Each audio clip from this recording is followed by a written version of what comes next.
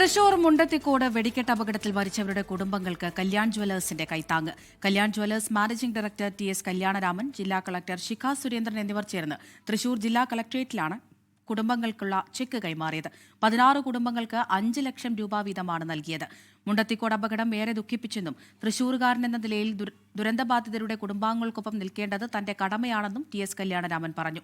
പ്രഖ്യാപിച്ച ധനസഹായം അർഹരായ കുടുംബങ്ങളിലേക്ക് എത്തിക്കാൻ പിന്തുണ നൽകിയ ജില്ലാ ഭരണകൂടത്തിന് കല്യാൺ സിൽക്സ് നന്ദി അറിയിച്ചു. 5 ലക്ഷം രൂപ കൊടുത്തതുകൊണ്ട് ആ കുടുംബം രക്ഷപ്പെടും എന്നുള്ള വിശ്വാസത്തിലല്ല. എത്രയുണ്ടെങ്കിലും ഒരു കുടുംബത്തിൽ ഒരംഗം പോയി പിന്നെ ആ കുടുംബം രക്ഷപ്പെടണമെന്നുണ്ടെങ്കിൽ ഇതുമാതിരി കുറേ പേര് സഹായിച്ചേ പറ്റൂ. ആ 5 ലക്ഷം 16 പേർക്കും കൊടുക്കുന്ന ചടങ്ങ് ബഹുമാനപ്പെട്ട കളക്ടറുടെ നേതൃത്വത്തിൽ അവരെ കൊണ്ട് കൊടുപ്പിക്കാൻ സാധിച്ചതിൽ ഞങ്ങൾക്ക് വലിയ ഒരു കൃതജ്ഞതയുണ്ട്, നന്ദിയുണ്ട്.